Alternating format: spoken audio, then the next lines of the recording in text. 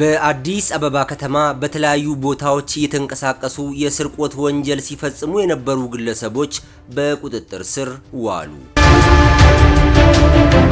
ተጠርጣሪዎቹ የወንጀል ድርጊቱን የፈጸሙት በለሚ ኩራ ክፍለ ከተማ ወረዳ 8 ሰሚት ዋሽንግተን ሰፈርና በወረዳ 2 አቤም አካባቢ በተለያየ ቀንና ሰዓት ነው። በለሚ ኩራ ክፍለ ከተማ ፖሊስ ዋና መምሪያ ወንጀል መርማሪ ሳጅን ቢኒያም ዘለቀ የግል ተበዳዮች ባቀረቡት አቤቱታ መሰረት በቡድን ተደራጅተው የቤት ሰብሮ ስርቆት ወንጀል በመፈጸም የተጠረጠሩ ግለሰቦችን ፖሊስ ተከታትሎ በቁጥጥር ስር እንዳዋላቸው ገልጸዋል። ተጨማሪ ምርመራ የማጣራት ስራ ሲከናወንም ግለሰቦቹ በየካና ንፋስ ስልክ ላፍቶ ክፍለ ከተሞች ተመሳሳይ ወንጀል መፈጸማቸውን መርማሪው አስታውቀዋል። ተጠርጣሪዎችን ከወንጀል ስፍራ ባገኘነው ገላጭ ማስረጃ ወይም የቪዲዮ ማስረጃ መነሻ በማድረግ በተጠርጣሪዎችን በቴክኖሎጂ በመታገዝ በኮልፌ ክፍለ ከተማ ወረዳ 1 ዘነበ ወርቅ አካባቢ እንዲሁም ልዩ ቦታው ኮሽም ሰፈር ከሚባል አካባቢ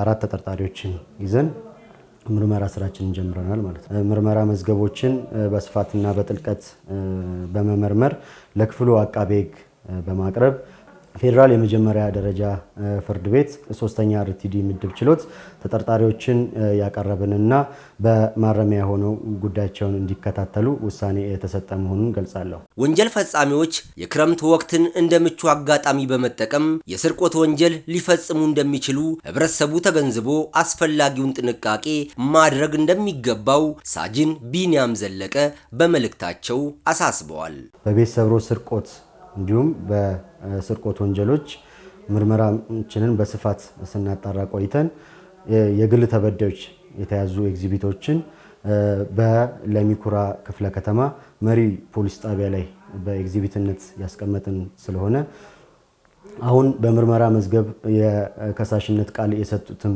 ጭምር በእኛ ክፍለ ከተማም ሊሆን ይችላል።